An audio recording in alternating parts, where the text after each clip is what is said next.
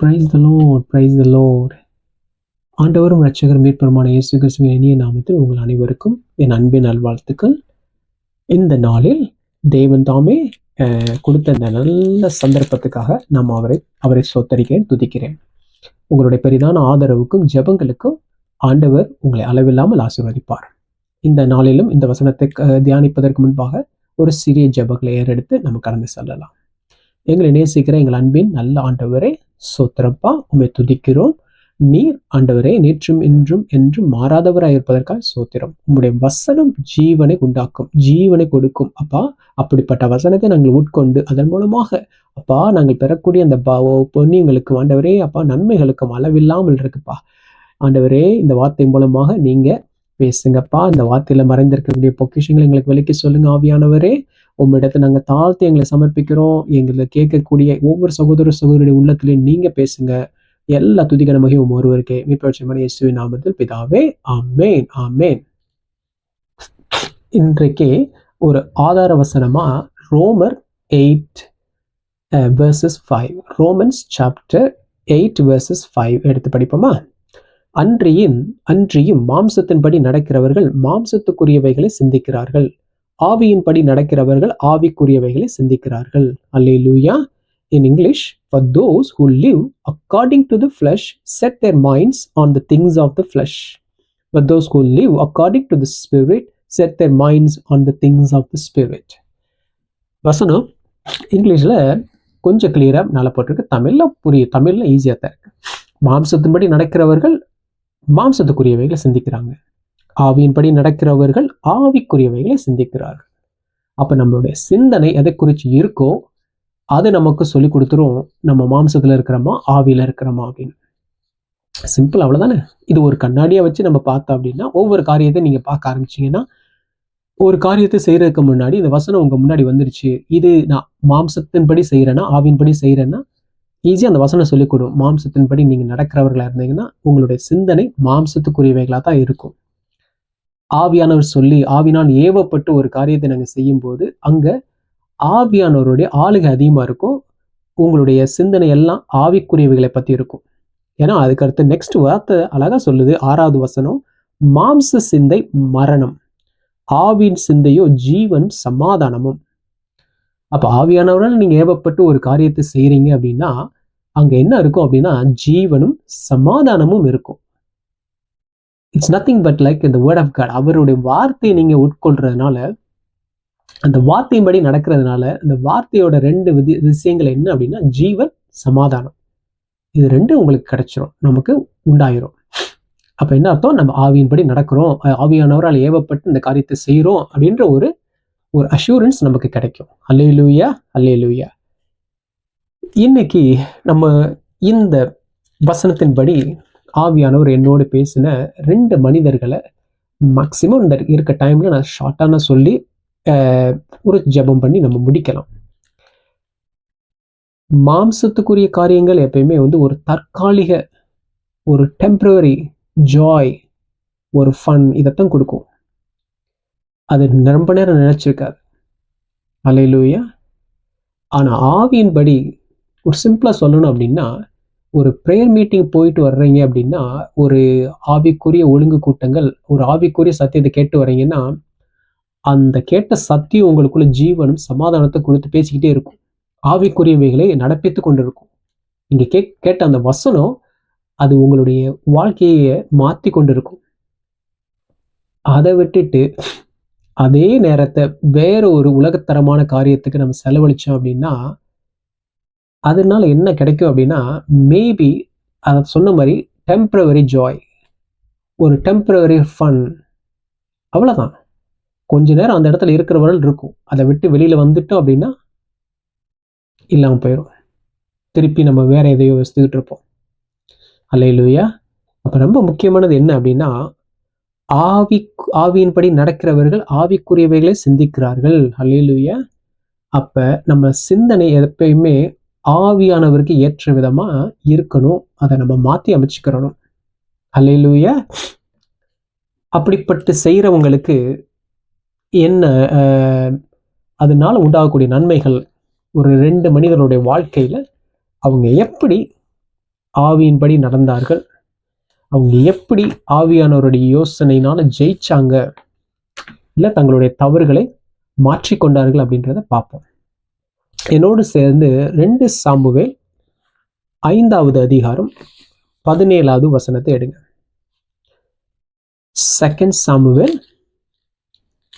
chapter 5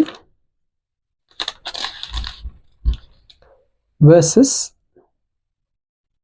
17 படிப்போமா? 17 படிப்போமா? தாவீதை பத்தி ஆவியின்படி நடக்கிற மனுஷன். இதுதான் ஆவியானவர் என்னோடு பேசினது. ஓகே, ஆவிக்குரிய வாழ்க்கையில ஆவியின்படி நடக்கிறவனுடைய வாழ்க்கையில வரக்கூடிய தடைகளை கர்த்தர் எப்படி மாற்றுகிறார், கர்த்தர் எப்படி மாற்றுகிறார் அப்படின்றதான் இன்றையோட செய்தியோட கரு அம்சம். அதற்கு நம்ம ஆதாரமா பார்த்த வசனம் தான் ரோமன்ஸ் 8 verses 5. ரோமர் 8வது அதிகாரம் 5வது வசனம். என்னோட சேர்ந்து 2 சாமுவேல் 5வது அதிகாரம் 17வது வசனத்துக்கு திருப்பிப்பீங்க நான் எதிர்பார்க்கிறேன். நான் படிக்கிறேன். தாவீதை இஸ்ரவேலின் மேல் ராஜாவாக அபிஷேகம் பண்ணினார்கள் என்று பெலிஸ்தியர் கேள்விப்பட்ட போது அவர்கள் எல்லாரும் தாவீதை தேடும்படி வந்தார்கள். அதை தாவீது கேட்டபோது ஒரு அரணிப்பான இடத்துக்கு போனான். இங்கிலீஷ்ல பியூட்டிஃபுல்லா போட்டிருக்கு, but David heard of it and went down to the stronghold. அவனுடைய ஸ்ட்ராங்ஹோல்டு என்ன அப்படின்னா, தேவ சமூகத்துக்கு போனான், தேவனை நோக்கி விண்ணப்பம் பண்ண போனான் அப்படின்னு போட்டிருக்கு. ஆவியின்படி நடக்கிறவன், ஆவிக்குரிய சிந்தனை உள்ளவன். தன்னை நோக்கி எதிரிகள் வந்துட்டாங்க. அந்த வசனம் ஆரம்பிக்கும் போது தாவீதை இஸ்ரவேலின் மேல் ராஜாவாக அபிஷேகம் பண்ணினார்கள் என்று பெலிஸ்தியர் கேள்விப்பட்ட போது, ராஜாவா அபிஷேகம் பண்ணப்பட்டாச்சு, தன்னுடைய கூட இருக்கக்கூடிய சேனாதிபதிகளுடைய கூட்டத்தை கூட்டி எப்படி நம்ம பெலிஸ்தியரை முறியடிக்கலாம் அப்படின்னு சொல்லி அவன் ஆலோசனை பண்ணல. எங்க போறான்? தேவ சமூகத்துக்கு ஓடுறான், தேவனுடைய பாதத்துக்கு ஓடுறான். என்ன பண்ணணும் அப்படின்றது கேட்கறதுக்கு. அல்லேலூயா. நெக்ஸ்ட் வெர்சஸை படிக்கிறேன். பெலிஸ்தியரோ வந்து ரெஃபாயிம் பள்ளத்தாக்கிலே பரவி இருந்தார்கள். 19 அழகா போட்டிருக்கு, பெலிஸ்தியருக்கு விரோதமாக போகலாமா, அவர்களை என் கையில் ஒப்பு கொடுப்பீரா என்று தாவீது கர்த்தரிடத்தில் விசாரித்த போது, கர்த்தர், போ, பெலிஸ்தியரை உன் கையில் நிச்சயமாய் ஒப்பு கொடுப்பேன் என்று தாவீதுக்கு சொன்னார். அல்லேலூயா. What a beautiful statement. ஒரு ஆவியின்படி நடக்கிறவன், ஆவிக்குரிய சிந்தனை உடையவன், எதிரிகள் வந்துட்டாங்க, நாட்டை சூழ்ந்துட்டாங்க, அட்டாக் பண்ண போறாங்க, உடனே பதக்கலை, பயப்படலை. தன்னுடைய சேனையெல்லாம் கூட்டி, தன்னுடைய சேனாதிபதியெல்லாம் கூட்டி, இந்த காலத்தில் சொன்ன கோப்ரா மீட்டிங் சொல்லுவாங்க, ஒரு நாட்டுக்கு ஒரு அவசரமா எமர்ஜென்சி மீட்டிங் அப்படின்னு சொல்லிட்டு எல்லா கேபினெட் மினிஸ்டர்ஸும், எல்லா அஃபீஷியல்ஸும், எல்லா ஒரு இராணுவ அதிகாரி, கப்பற்படை 3 தளபதிகளா எல்லாம் கூடி பேசுவாங்க. என்ன பண்ணணும், எப்படி டாக்டிக்ஸ், எப்படி நம்ம அவங்கள ஜெயிக்கலாம், என்ன ஆயுதங்கள் யூஸ் பண்ணி அவங்கள அடிக்கலாம், இப்படி யோசிப்பாங்க. தாவீது ராஜா, எதிரிகள் வந்துட்டாங்க, இதை பற்றியெல்லாம் எதுவுமே அவன் செய்யலை, நேர ஆண்டவர் சமூகத்துக்கு ஓடுறான். ஹல்லேலூயா. ஆவியின் சிந்தனை, ஆவியின்படி நடக்கிறவர்கள் எங்க ஓடுவாங்க? ஒரு விஷயம் வந்துருச்சு அப்படின்னா, ஒரு எதிர்ப்பு வருது அப்படின்னா தேவ சமூகத்துக்கு ஓடிடுவாங்க. அதான் தமிழ்ல இங்கிலீஷ்ல போட்டிருக்கு, he went down, David went down to the stronghold அப்படின்னு போட்டிருக்கு. அழகா போட்டிருக்கு, ஸ்ட்ராங்ஹோல்டு. அவனுடைய ஸ்ட்ராங்ஹோல்டு என்ன அப்படின்னா, தேவ பிரசன்னம், தேவ மகிமை, தேவனுடைய சந்நிதி. அழகா போய் கேட்கிறான். 19 வசனத்தில் ஆண்டவர் சொல்றாரு, பெலிஸ்தியருக்கு விரோதமாக போகலாமா, அவர்களை என் கையில் ஒப்பு கொடுப்பீரா என்று தாவீது கர்த்தரிடத்தில் விசாரித்த போது, கர்த்தர், போ, பெலிஸ்தியரை உன் கையில் ஒப்பு கொடுப்பேன் என்று தாவீதுக்கு சொன்னார். அல்லேலூயா. So that is the first thing. அதுதான் ஒரு நல்ல குவாலிட்டி. ஆவிக்குரிய சிந்தனை, அவருடைய செயல்கள் எப்படி இருக்கும்? தேவனை சார்ந்துதான் இருக்கும். தன்னுடைய பலமோ, தான் ராஜாவா இருந்தாலும் தன்னுடைய படைப்பலத்தையோ, தன்னுடைய கூட இருக்கவங்களுடைய ஆலோசனையோட பலத்தையோ நம்பல. தேவ சமூகத்துக்கு ஓடுறான், தேவனிடத்துல ஆலோசனை கேட்கிறான், நான் இந்த எதிரிகளை பின்தொடரலாமா அப்படின்னு. ஆனா தேவனுடைய வார்த்தை வெளிப்பட்ட பிறகுதான் அடுத்த ஸ்டெப்பை அவன் எடுத்து வைக்கிறான். அல்லேலூயா. அதுக்கடுத்து 20 பார்த்தீங்கன்னா, தாவீது பாகால் பிராசிமுக்கு வந்து அங்கே அவர்களை முறியடித்து, தண்ணீர்கள் உடைந்தோடுகிறது போல கர்த்தர் என் சத்துருக்களை எனக்கு முன்பாக உடைத்து ஓட பண்ணினார் என்று சொல்லி, அதன் நிமித்தம் அந்த ஸ்தலத்திற்கு பாகால் பிராசிம் என்று பெயரிட்டான். அல்லேலூயா. அப்படி தேவனுடைய சமூகத்துல கேட்டு தேவ அனுமதி பெற்ற பின்பு யுத்தத்துக்கு போன தாவீது. நல்ல ஒரு எக்ஸாம்பிள். ஆவியின்படி ஆவியின் சிந்தனை உள்ள ஒரு மனுஷன். அதனால கர்த்தர் அவனுக்கு காரியத்தை வாய்க்க பண்றாரு. கீழே பார்த்தீங்கன்னா 22ல பெலிஸ்தியர் திரும்பவும் வந்து 2வது தடவை வராங்க. இப்ப பாருங்க, ரெஃபாயிம் பள்ளத்தாக்கிலே இறங்கினார்கள். தாவீது கர்த்தரிடத்தில் விசாரித்ததற்கு he went again to the Lord. இங்க முதல் தடவை ஆண்டவர் வெற்றி கொடுத்துட்டாரு. முதல் தடவை ஆல்ரெடி கடவுள்கிட்ட அவன் கேட்டான்.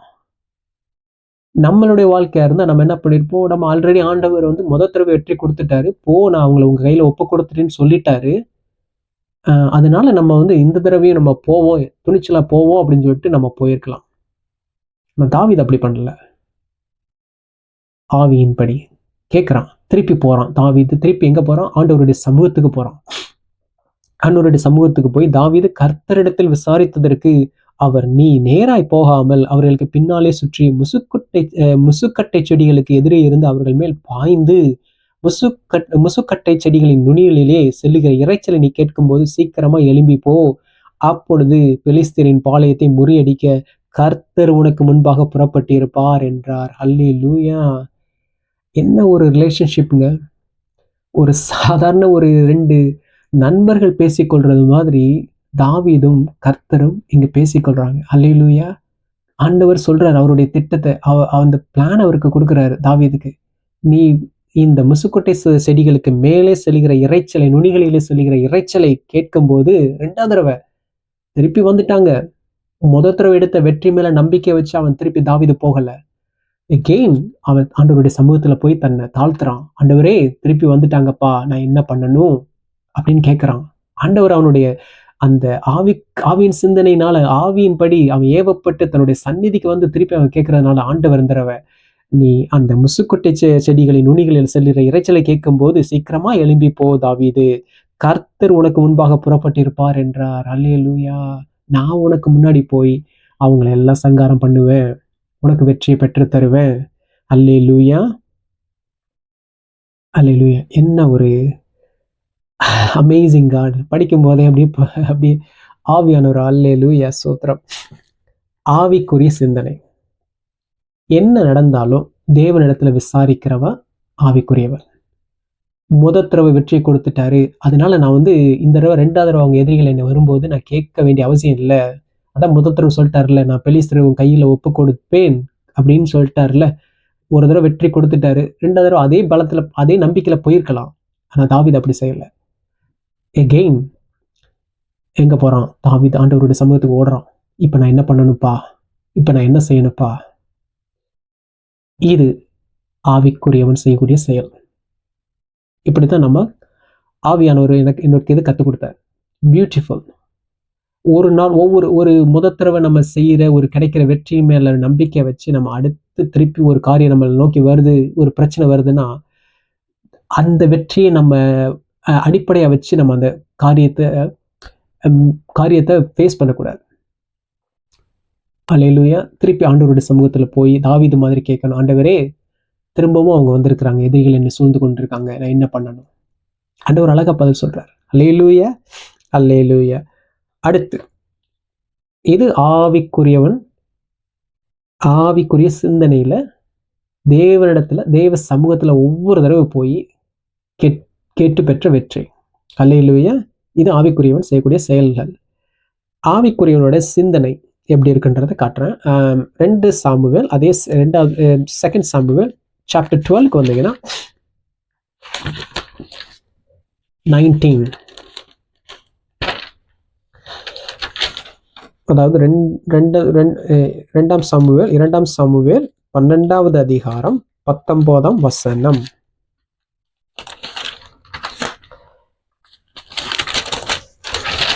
12:19.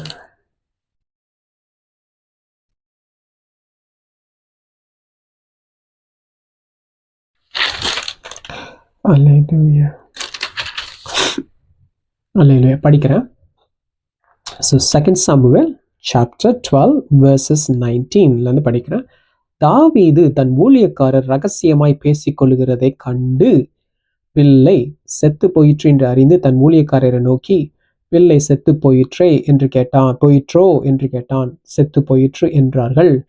அப்பொழுது தாவீது தரையை விட்டு எழுந்து ஸ்நானம் பண்ணி எண்ணெய் பூசிக்கொண்டு தன் வஸ்திரங்களை மாற்றி கர்த்தருடைய ஆலயத்தில் பிரவேசித்து பணிந்து கொண்டு தன் வீட்டுக்கு வந்து போஜனம் கேட்டான். அவன் முன்னே அதை வைத்தபோது புசித்தான். அல்லேலூயா. அப்பொழுது அவன் ஊழியக்காரர் அவனை நோக்கி, நீ செய்கிற இந்த காரியம் என்ன? பிள்ளை உயிரோடு இருக்கையில் உபவாசித்து அழுதீர், பிள்ளை மரித்த பின்பு எழுந்திருந்து அசனம் பண்ணுகிறீரே என்றார்கள். அதற்கு அவன், பிள்ளை இன்னும் உயிரோடு இருக்கையில் பிள்ளை பிழைக்கும்படி கர்த்தர் எனக்கு இறங்குவாரோ எப்படியோ யாருக்கு தெரியும் என்று உபவாசித்து அழுதேன். அது மறுத்திருக்கிற இப்போது நான் உபவாசிக்க வேண்டியது என்ன? இனி நான் அதை திருப்பி பண்ணக்கூடுமோ? நான் அதனிடத்துக்கு போவேனே அல்லாமல் அது என்னிடத்திற்கு திருப்பி வரப்போகிறது இல்லை என்றான். அல்லேலூயா.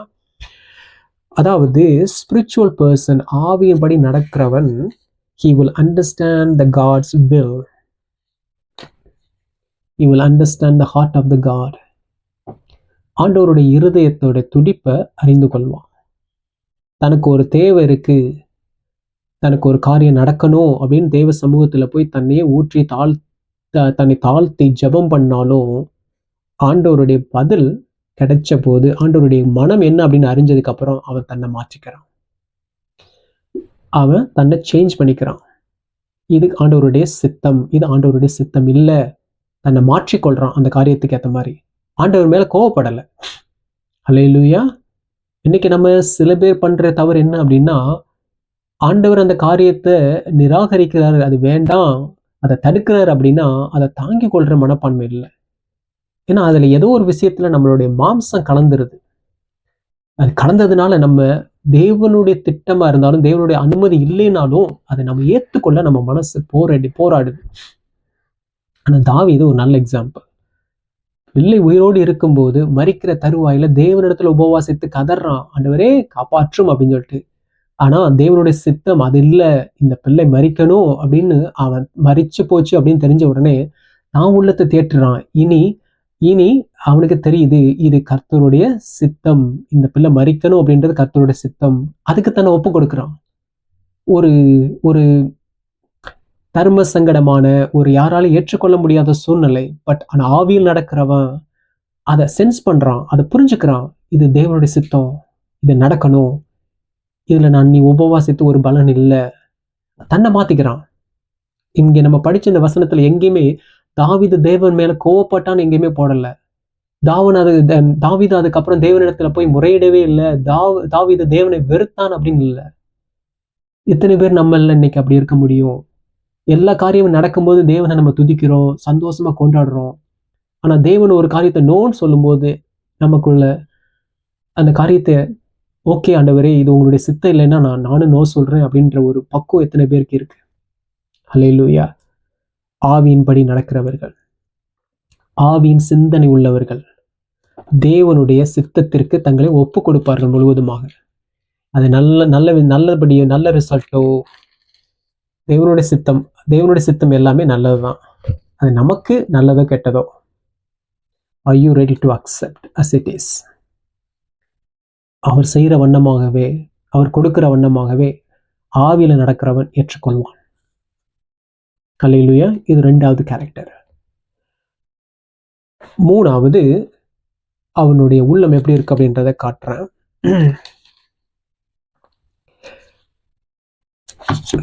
அதே 2வது 2 சாமுவேல் 24 எடுத்துட்டீங்கன்னா 24வது வசனம்.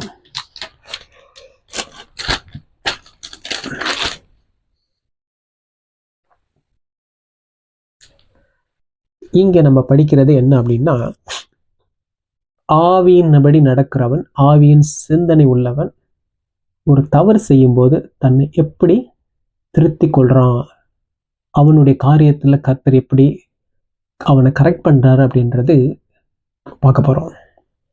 கர்த்தருடைய கோபம் திரும்ப இஸ்ரவேலின் மேல் மூண்டது. இஸ்ரவேல் யூதா என்பவர்கள் இலக்கம் பார் என்று அவர்களுக்கு விரோதமாக சொல்லுகிறதற்கு தாவீது ஏவப்பட்டான். ஆவியில நடக்கிற தாவீது, ஆவியின் சிந்தனை உரிய தாவீது, எல்லா விஷயத்திலும் தேவனுடைய ஆலோசனை கேட்ட தாவீது ஒரு தவறு, அவனுடைய வாழ்க்கையில வந்த ஒரு செய்த தவறு. நம்ம எவ்வளோ நம்மளை ஸ்பிரிச்சுவல் பர்சனா வச்சுக்கிட்டாலும் சில நேரங்களில் நாமும் தவறு செய்வதற்கு வாய்ப்பு இருக்கு அப்படின்றது தாவீது நல்ல ஒரு உதாரணம். ஆவியானவர் அதனாலதான் இந்த விஷயத்தை ரெக்கார்ட் பண்ணி வச்சிருக்கிறாரு. அவன் அந்த முடிவு எடுக்கும்போது பார்த்தீங்கன்னா, அப்படியே ராஜா தன்னோடு இருக்கிற சேனாதிபதியாகிய யோவாபை பார்த்து, ஜனங்கள் இலக்கத்தை நான் அறியும்படிக்கு நீ தான் முதல் பெயர் சபா மட்டுமல்ல இஸ்ரவேல் கோத்திரங்கள் எல்லாம் சுற்றி திரிந்து ஜனங்களை தொகையிடுங்கள் என்றான். அப்பொழுது யோவாப் ராஜாவை பார்த்து, ராஜாவாகி என் ஆண்டவனுடைய கண்கள் காணும்படி உம்முடைய தேவனாகிய கர்த்தர் ஜனங்களை இப்பொழுது இருக்கிறதை பார்க்கிலும் 100 மடங்கு அதிகமாய் வர்த்திக்க பண்ணுவாராக. ஆனால் இவன் ஆண்டவனாகிய ராஜா இந்த காரியத்தை விரும்புகிறது என்ன என்றான். தாவீது ஃபெயில் டு ரெகக்னைஸ். தாவீது அந்த யோவாப் தன் கூட இருக்கக்கூடிய சேனாதிபதி தனக்கு ஆலோசனை சில நேரங்கள்ல தாங்க அவனுடைய உள்ளத்துல, ஆனா ஆரம்பத்துல சொல்லுது அவன் தேவனுக்கு விரோதமாய் சொல்லுகிறதற்கு தாவீது ஏவப்பட்டான் அப்படின்னு. ஏதோ ஒரு விஷயத்துல நம்மளோட மாம்சம் ஆளுகை கொள்ளும் போது, இதுவரையில நடந்து வந்த தேவன் வார்த்தையில, தேவன் ஆவிக்குரிய வாழ்க்கையில எல்லா விஷயத்துல பிரகாசித்த தாவீது தன்னை மாம்சத்துக்கு விட்டு கொடுக்கும் போது, மாம்சத்துல ஒரு செயல் செய்யும் போது அங்க வர்ற விளைவு தான் இப்ப நம்ம படிக்கிற அந்த வசனம். அல்லேலூயா. அந்த ஒரு மாம்சத்தின் காரியம், அவன் ஏவப்பட்டதுனால அவன் ஆண்டவர் தேவனிடத்துல ஆலோசனை கேட்காம செஞ்ச அந்த காரியம், ஈவன் தோ இது யோவாப் மூலமாக வான் பண்ணப்படுறான், ஆனாலும் தாவீது அதை கேட்கல, அவனுடைய ஆலோசனையை நிராகரிக்கிறான். அவனுடைய ஆலோசனைப்படி உங்களுக்கு எல்லாம் தெரியும். அந்த திருப்பி அந்த விதம் படிச்சுட்டே வந்தீங்கன்னா அதை எல்லா ஜனங்களையும் அவங்க தொகையிட்டு வருவாங்க. 10வது வசனத்துக்கு வாசிக்கிறேன். இவ்விதமா ஜனங்களை எண்ணின பின்பு ராஜாவின் இருதயம் அவனை வாதித்தது. But David's heart struck him after he had numbered the people. முடிச்ச உடனே அவனுக்கு புரியுது நம்ம செய்யறது தவறு அப்படின்னு. ஒரு காரியம் ஆரம்பிக்கும் போது நமக்கு நோக்கி தேவ ஆலோசனைகள் வருது, அதை நம்ம நிராகரிக்கிறோம் அப்படின்னா அதோட பலன், அதோட கான்சிக்வன்சஸ் பயங்கர காஸ்ட்லியா இருக்கும். மாம்சம் எங்கேயோ ஒரு விஷயத்துல நம்ம தட்டுது, ஏதோ ஒரு விஷயத்துல நமக்கு தடையா வருது, நம்மளை ஏவி ஏதோ ஒரு காரியம் தேவனுக்கு விரோதமா செய்ய வைக்குது அப்படின்னா ஆலோசனை நிராகரிக்கிறோம். தேவன் யாரோ ஒரு மனுஷன் மூலம் பேசுறாரு, யோவாப் மூலமாக தாவீதுக்கு பேசப்பட்டது. ஆனாலும் தாவீது அதை ஏற்றுக்கொள்ற நிலைமையில இல்லை. தொகையிட்டாச்சு. இப்ப அவனுடைய இருதயம் அவனை வாதித்தது. அப்ப பாத்தீங்கன்னா தாவீது சொல்றான் ஆண்டவரை பார்த்து. அப்போது தாவீது காத்தை நோக்கி, ஏன்னா ஆண்டவர் காத்து மூலமாக தாவீதுக்கு வார்னிங் மெசேஜ் அனுப்புறாரு. கொடிய இடுக்கணில் அகப்பட்டிருக்கிறேன், இப்போது நாம் கர்த்தருடைய கையிலே விழுவோமாக, அவருடைய இரக்கங்கள் மகா பெரியது, மனுஷர் கையிலே விழாது இருப்பேனாக என்றான். எகெயின் திருப்பி ஆவி டாமினேட் பண்ண ஆரம்பிக்குது. ஆவியில சிந்திக்க ஆரம்பிச்சிட்டான். ஆண்டவர் காத் என்கிற தீர்க்கதரிசி மூலமாக தன்னை எச்சரித்த உடனே நான் செய்த தவறு முன்னாடி உணர்ந்தாலும் அவன் மன்னிப்பு கேட்க ரெடி ஆயிட்டான். ஆவிக்குரிய மண்டலங்களை சிந்திக்க ஆரம்பிச்சிட்டான். அவனுக்கு தெரியுது. அவன் சொல்ற வார்த்தையை பாருங்க. அப்போது தாவீது காத்தை நோக்கி, கொடிய இடுக்கணில் அகப்பட்டு இருக்கிறேன், இப்போது நாம் கர்த்தருடைய கையிலே விழுவோமாக, அவருடைய இரக்கங்கள் மகா பெரியது, மனுஷர் கையிலே விழாது இருப்பேனாக என்றான். நான் விழுகிறது தப்பு பண்ணிட்டேன், ஆனா எனக்குரிய தண்டனை என் தேவன் கொடுக்கட்டும், நான் ஒருபோது மனுஷர் கையில விழாது இருப்பேனாக என்றான். அல்லேலூயா. ஆவிக்குரியவன் தான் பண்ண தப்பா இருந்தாலும் அதை உணர்ந்துட்டான் அப்படின்னா தெய்வ சமூகத்துல போய் விழுகிறத தான் விரும்புவான். தேவன் இடத்துல இருந்து கிடைக்கக்கூடிய அந்த தண்டனையை மட்டும்தான் விரும்புவான். இல்லையா, மனிதன் கையில விழ அவ விரும்ப மாட்டான். மனிதர்களை நம்ப அவ விரும்ப மாட்டான். மனிதர்கள் மேல நம்பிக்கை வைக்க மாட்டான். அல்லேலூயா, அல்லேலூயா. ஓகே. ஸோ இது ஆவிக்குரியவன், அவனுடைய சிந்தனை செயல்கள் எப்படி இருக்கும், தேவனுடைய சித்தத்தின்படி ஒரு காரியம் நடந்தாலும் நடக்கலைனாலும் அதை அவன் எப்படி ஏற்றுக்கொள்வான் அப்படின்றத பார்த்தோம். தன்னுடைய தவறுகள், மாம்சத்துல தவறு பண்ணினாலும் ஆவியில் உந்தப்பட்டு திருப்பி போய் தேவனுடைய பாதத்துல விழுந்து தேவ சமூகத்துல அவரிடத்திலிருந்து கிடைக்கக்கூடிய இரக்கங்களுக்காக அவரிடத்திலிருந்து கிடைக்கக்கூடியதை பெற்றுக்கொள்ளத்தான் விரும்புவனை ஒழிய மனிதன் கையில விழ அவன் விரும்ப மாட்டான். அல்லேலூயா, அல்லேலூயா. இன்னொரு நபர் புதிய ஏற்பாட்டு காலத்துல வந்தீங்கன்னா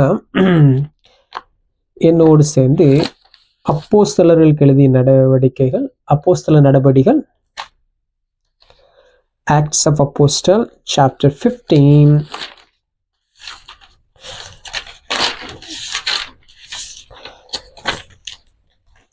15வது அதிகாரம் 37 இருந்து வாசிக்கிறேன். நான் கேட்பேன். அப்பொழுது பர்னபா என்பவன் மார்க் என்னும் பெயர் கொண்ட யோவானை கூட அழைத்து கொண்டு போக வேண்டும் என்றான்.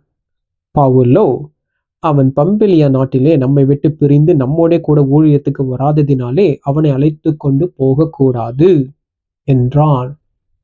இதை பற்றி அவர்களுக்குள்ளே கடும் கோபம் மூண்டபடியினால் அவர்கள் ஒருவரை விட்டு பிரிந்தார்கள். பர்னபா மார்க்குவை கூட்டிக் கொண்டு கப்பல் ஏறி சீப்புரு தீவுக்கு போனான்.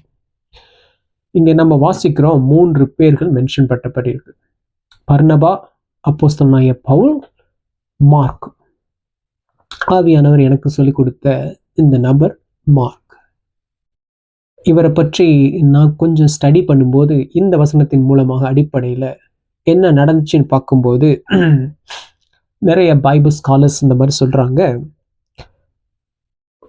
ஜேர்னி பவுலோட எல்லாருக்கும் தெரியும், அப்போஸ்தலனாகிய பவுலோட ஃபர்ஸ்ட் மிஷனரி ஜேர்னில இவர் கூட போயிருக்கிறாரு. அதை பவுல் ரெக்கார்ட் பண்றாரு. அவன் பம்பிலியா நாட்டிலே நம்மை விட்டு பிரிந்து, பம்பிலியா நாடு அது பார்த்தா ஒரு வறட்சி, அங்க நடக்கிற காரியங்கள், தன்னை சூழ்ந்திருக்கக்கூடிய சூழ்நிலைகள் இதெல்லாம் பார்த்த உடனே மார்க்குனால, இது பைபிள்ல வேதாதாரணம் இல்லை, மார்க்குனால அங்க இருக்க பிடிக்கல. உடனே அவர் எங்க இருந்து எருசலேமுக்கு வந்துடுறாரு. இந்த இன்சிடென்ட்ஸ்க்கு அப்புறம் அடுத்ததுல வேற சில, அதுக்கு முன்னாடி 36 பார்த்தீங்கன்னா 36, சில நாளைக்கு பின்பு பவுல் பர்னபாவை நோக்கி நாம் கர்த்தருடைய வசனத்தை அறிவித்திருக்கிற சகல பட்டணங்களிலும் உள்ள சகோதரர்கள் எப்படி இருக்கிறார்கள் என்று போய் பார்ப்போம் வாரும் என்றான். இங்க இவங்க அடுத்த விசிட் பிளான் பண்ணும்போது தான் பர்னபா சொல்றாரு, நம்ம மார்க்கை இந்த தடவை நம்மளோட கூட்டு போவோம் அப்படின்னு. அப்ப என்ன நடந்திருக்கு, பம்பிலியா நாட்டில இருந்து பாதியில வந்த மார்க்கு ஏதோ ஒரு காரியங்களுக்காக பைபிள் எதுவும் மென்ஷன் பண்ணல, ஆனா ஏதோ அவரு நிறைய ஸ்காலர்ஸ் அந்த மாதிரி சொல்றாங்க, அவர் அங்க நடந்த சூழ்நிலை, இயேசுவுக்காக பட்ட கஷ்டங்கள் பாடுகள் இதெல்லாம் பார்த்துட்டு அவனால இருக்க முடியல, ஒருவித சகிப்புத்தன்மை இல்லாததுனால அவர் பாதியிலே வந்துட்டாரு அப்படின்னு சொல்றாங்க. நான் மார்க்கோட லைஃப்பை வந்து நம்ம ஸ்டடி பண்ணி பார்த்தா அவருடைய குடும்பம் ஒரு ஆவிக்குரிய குடும்பம். அவருடைய எருசலேம்ல அவங்க பேதுரு இந்த எல்லாருடைய அப்போஸ்தலர்கள் வரும்போது அவங்களுடைய வீடு ஒரு பிரதான வீடா இருந்துச்சு. அவருடைய தாய் இவங்களை எல்லாம் பராமரிச்சாங்க அப்படின்னு சொல்லி வேதம் சொல்லுது. அப்படிப்பட்ட ஒரு ஆவிக்குரிய பின்னணி, ஆவிக்குரிய அட்மாஸ்பியர்ல வளர்ந்தவன் தான் மார்க். இன்னும் சொல்ல போனா இது பைபிள்ல ஆதாரம் அப்படின்னு எனக்கு தெரியல, ஆனா படிச்ச வரையிலும் இயேசுவை காட்டி கொடுக்க, இயேசு வந்து ஸ்போர்ட்ஸ் சேவகர்கள் அவரை கைது செய்வதற்காக கெத்செமனே தோட்டத்துக்குள்ள போகும்போது ஒரு வாலிபன் ஒருவன் தன்னுடைய போர்வையை போர்த்தி கொண்டு போவான். அந்த போர் சேவர்கள் ஒருவன் அந்த போர்வை இழுத்த உடனே அவன் அந்த போர்வை விட்டு விட்டு நிர்வாணமாக ஓடுவான் அப்படின்னு சொல்லி ஒரு இளைஞன் ஓடுனான் அப்படின்னு சொல்லிட்டு ரெக்கார்ட் பண்ணப்பட்டிருக்கு. சில பேர் என்ன சொல்றாங்க அப்படின்னா இது மார்க் அப்படின்னு சொல்லி சொல்றாங்க. அல்லேலூயா. அது எந்த அளவுக்கு உண்மை அப்படின்றது எனக்கு தெரியல. இது படிச்சதுலேருந்து நான் தெரிஞ்சது. என்ன சொல்ல வர்றேன் அப்படின்னா, ஆவிக்குரிய அட்மாஸ்பியர், அவங்களோட தாய், தன்னை சுற்றி இருக்கக்கூடிய நடக்கிற காரியங்கள் ஆவிக்குரிய காரியங்களா இருந்ததுனால அவனுக்கு ஒரு வீழ்ச்சி, அவனால ஒரு விஷயத்துல நிலைய நிற்க முடியலைனாலும் தன்னை சுற்றி இருக்கக்கூடிய அந்த ஆவிக்குரிய நிலை அவனை தூக்கி எடுத்துச்சு. அல்லேலூயா.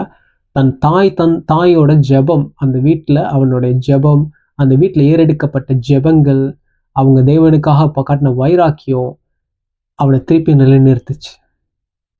அல்லேலூயா.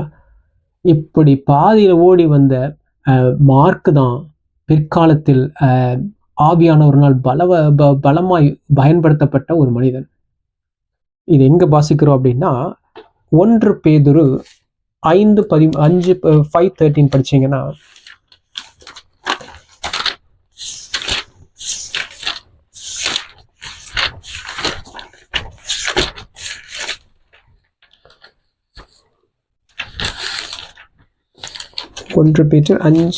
First Peter 5:13, உங்களுடனே கூட தெரிந்து கொள்ளப்பட்டிருக்கிற பாபிலோனில் உள்ள சபையும் என் குமாரனாகிய மார்க்கும் உங்களுக்கு வாழ்த்துதல் சொல்லுகிறார்கள்.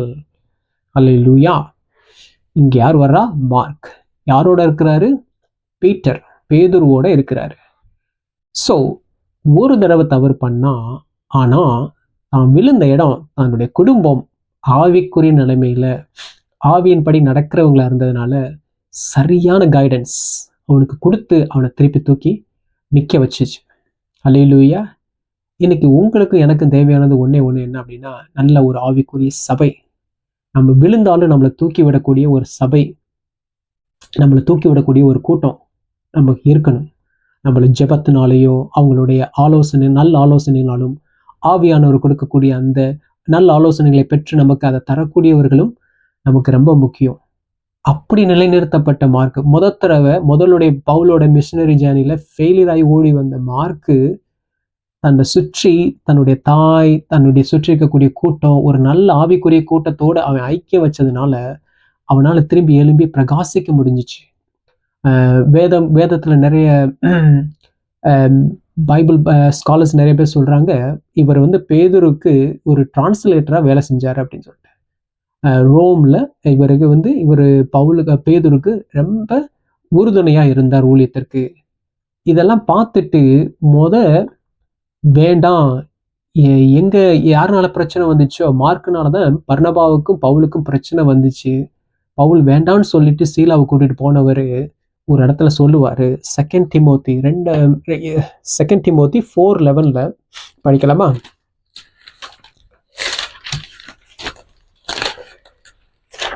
Second Timothy 4:11.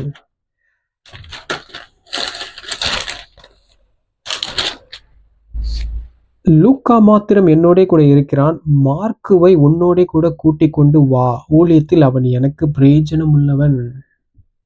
அப்போஸ்தலனாகிய பவுல் யார முதல்ல வேணான்னு சொன்னாரோ, ஆனா திருப்பி அவர் சொல்ற வார்த்தை தான், மார்க்குவை உன்னோட கூட்டிக் கொண்டு வா, ஊழியத்தில் அவன்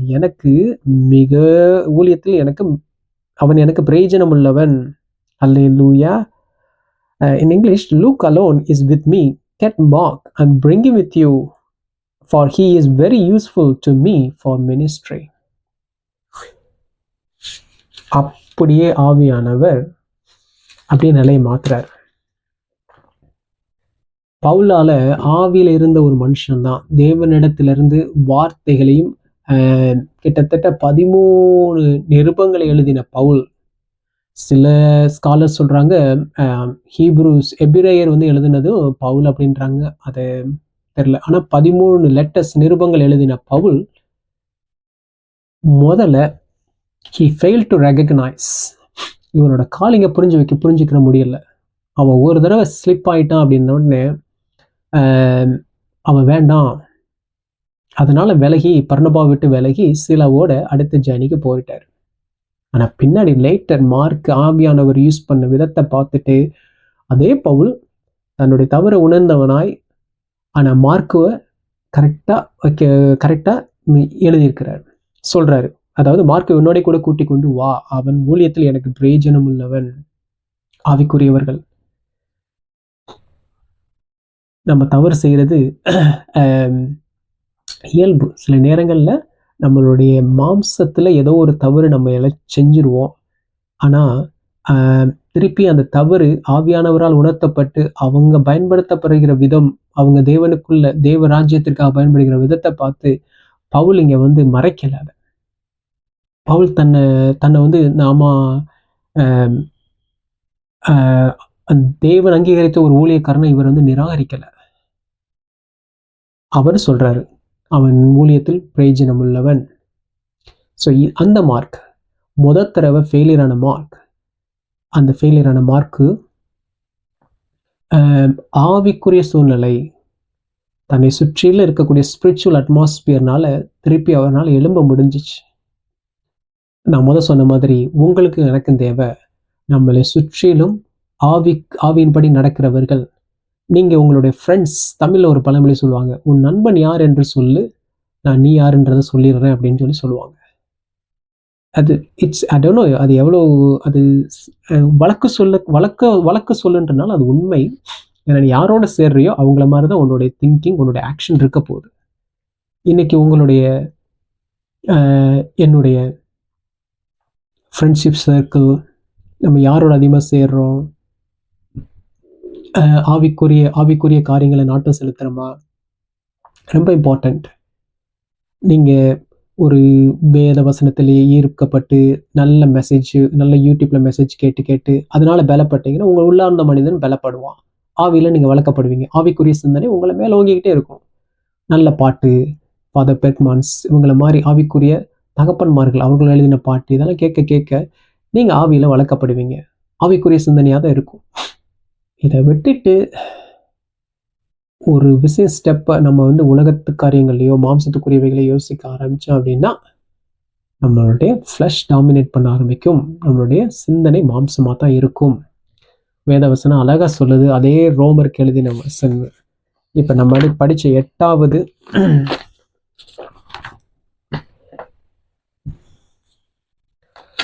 ரோமன்ஸ் 8:6 மாம்ச சிந்தை மரணமும் ஆவியின் சிந்தையோ ஜீவனும் சமாதானமுமாம். அல்லேலூயா. மாம்ச சிந்தை ஆவியின் சிந்தைக்குரிய பலன்களை ஆவியானவர் எழுதி வச்சிருக்கிறார். எப்படி என்றால், மாம்ச சிந்தை தேவனுக்கு விரோதமான பகை. அது தேவனுடைய நியாயப்பிரமாணத்துக்கு கீழ்ப்படியாமலும் கீழ்ப்படிய கூடாமலும் இருக்கிறது. மாம்சத்துக்கு உட்பட்டவர்கள் தேவனுக்கு பிரியமா இருக்க மாட்டார்கள். இதை சொல்லிதான் நான் முடிக்க விரும்புறேன். மாம்சத்துக்கு உட்பட்டவர்கள் தேவனுக்கு பிரியமா இருக்க மாட்டார்கள், இருக்க முடியாது. ஏன்னா மாம்சத்தின் சிந்தனை வேறு, ஆவியின் சிந்தனை வேறு. மாம்சத்துக்குரிய காரியங்களை செஞ்சுட்டு நான் பெயர் கிறிஸ்தவன், நானும் சபைக்கு போறேன், நானும் சபையில தான் இருக்கிறேன் அப்படின்றதுனால ஒரு யூஸ் கிடையாது. அல்லேலூயா. ஆவியின் சிந்தனைக்கு உண்டாவோம். ஆவியானவருடைய பலத்தினால, அவருடைய கரத்தினால வளர்க்க நம்மளை ஒப்பு கொடுப்போம். நம்மளை சுற்றில எப்போதும் இருக்கக்கூடிய நண்பர்களுடைய சர்க்கிளை நம்ம யோசித்து பார்ப்போம். ஒரு நல்ல ஆவிக்குரிய ஒரு கூட்டணி, ஆவிக்குரியவர்களுடைய பழக்கம், சபை கூடுதல், அங்கே நடக்கக்கூடிய மீட்டிங்ஸ், நம்மளுடைய ஆவிக்குரிய போதகர்கள் கொடுக்கக்கூடிய ஆலோசனை, இதை நம்ம மாற்றிக்கிட்டோம்னா, நம்மளோட லைஃப் ஸ்டைல் கொஞ்சம் கொஞ்சமாக மாற்ற ஆரம்பிச்சிட்டோம் அப்படின்னா ஆவிக்குரியவர்களை நம்மளும் மாறிடுவோம். அல்லேலூயா. ஆவிக்குரியபடிகளை நடக்க ஆரம்பிச்சோம்னா நமக்கு என்ன கிடைக்கும்? ஜீவனும் சமாதானம். ஒவ்வொரு நாளும் அனுதினமும் நமக்கு ஜீவனும் சமாதானமும். அதுதான் அந்த உலகத்துல மேலானது இப்போதைக்கு. அல்லேலூயா. இதை விட மேலானது வேற ஒன்றும் இல்லை. கர்த்தர் தாமே உங்கள் அனைவரையும் ஆசீர்வதிப்பாராக. ஒரு சின்ன ஜெபத்தோடு அதை முடிப்போம். தேவனாகிய கர்த்தாவே, ராஜா, இந்த நேரத்திற்காக நன்றி. அப்பா, அப்பா, நாங்கள் மெடிடேட் பண்ணக்கூடிய ஒவ்வொரு காரியங்களும் உங்களுடைய கரத்தில் நாங்கள் ஒப்பு கொடுத்துருக்குறோம். அப்பா, எங்களுக்கு இது நீங்கள் ஆண்டவரே கொடுத்த ஜீவனும் சமாதானமும் உள்ள வார்த்தைகள்ப்பா. இதை நாங்கள் உட்கொண்டு அந்த ஜீவனையும் சமாதானத்தையும் பெற்றவர்களாய் நாங்கள் எங்களுடைய வாழ்க்கையில் எங்களை மாற்ற நாங்கள் ஒப்பு கொடுக்குறோம். தேவனாகிய கர்த்தர், நீர் எங்களை முழுவதுமாக பொறுப்படுத்திக் கொள்ளுங்க. கேட்கிற ஒவ்வொருவரையும் நீங்கள் ஆசீர்வதிங்க. அவருடைய வாழ்க்கையில் நீங்கள் கிரியை செய்ய ஆரம்பிங்க. எல்லா துதிக்கிற மகிமையும் ஒருவருக்கு விபட்சமடைய இயேசுவின் நாமத்தில் பிதாவே. ஆமென். ஆமென். God bless you.